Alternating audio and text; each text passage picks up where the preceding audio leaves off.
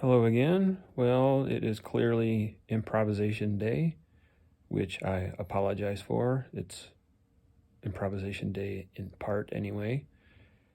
Had to work around some household logistics, so have decided to go ahead and do it this way. And it's been an interesting couple of days.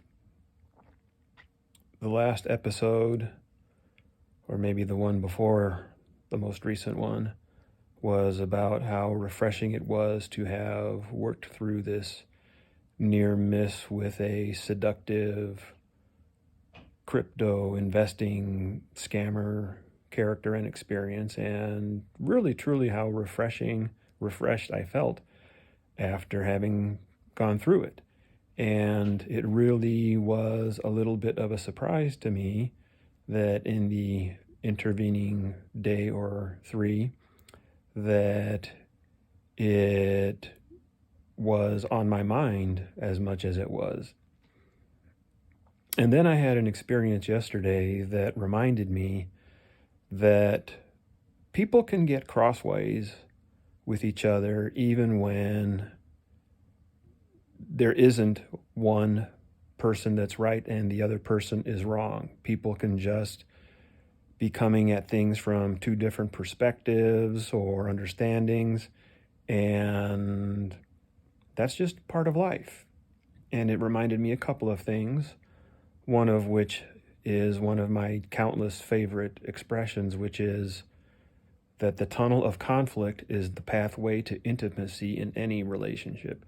No two people are exactly alike. No two people are perfectly compatible. So there are always going to be differences. And you get close with other people and build that relationship by working through those differences when they take place for the long-term benefit of the relationship, building a stronger relationship, a better relationship, one in which you do care about the other person and their feelings, and have that as the overriding goal, and not to win a particular argument or win a particular situation. So I gave that a fair bit of thought, and this was not a clear-cut situation by any means, as I think I'm garbling that up, as I think I have made clear in the details that I have shared about it. But one of the things I found myself thinking about was the scene from Notting Hill in which Hugh Grant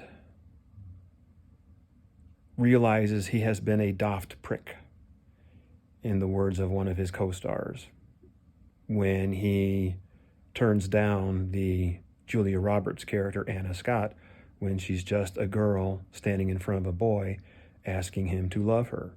And there were some elements of our conversation that touched on that kind of content.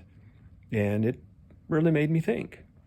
And I was on the verge of reaching back out to her to offer her an olive branch of reconciliation, even to the point of looking over our text messaging conversation for those comments where she did invoke those kinds of references, and slept on it, and fortunate that I did, because at the end of the day, I ended up giving her repeated opportunities to say that trying to somehow get me to invest in crypto that would somehow benefit her was not her prime objective.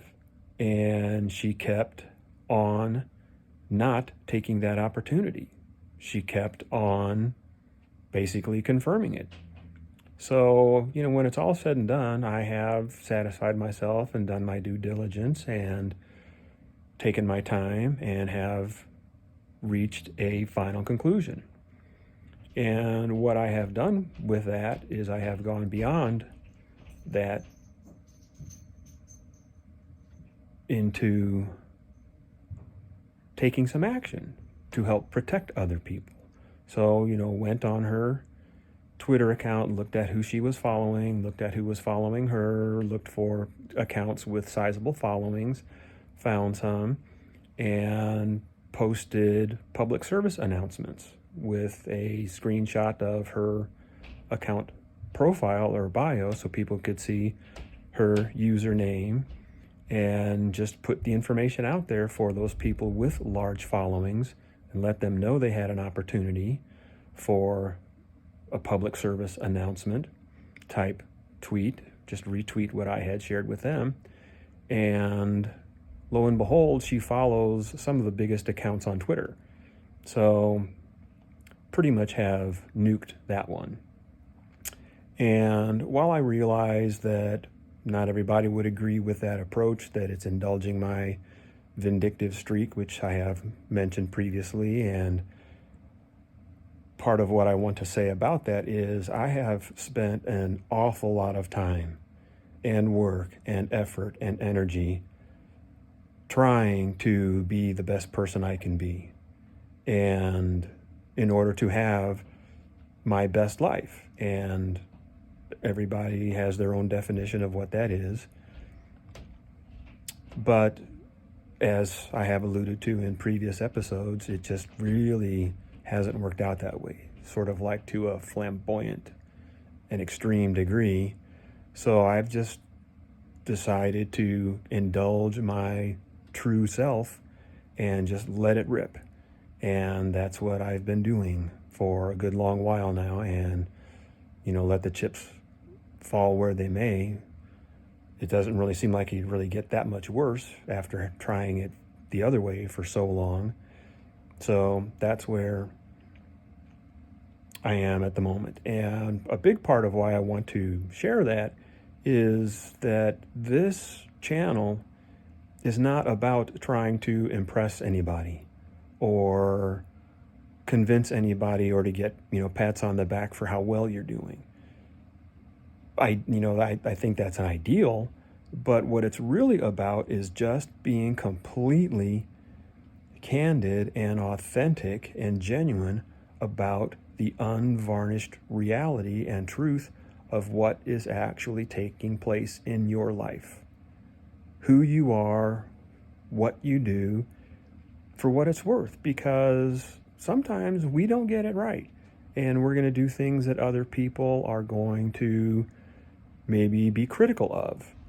And we've got to have a place where we can do that safely and not be judged and not be criticized because we're trying. Even when we're doing some of these things, we realize that it may not be the most productive thing in the world to do, but we're imperfect humans and we're weak sometimes, and we just give in to our darker urges. And we have to be able to be truthful about that and get those things off our chest in a place that's safe, where we won't be judged for it, where we won't be criticized for it, and hopefully we will learn from and get better. But getting it off our chest is a huge part of the prescription of getting well and being well. So I think that's everything I wanted to say about that. I hope it is. And thank you for providing me with this opportunity. And I will see you next time.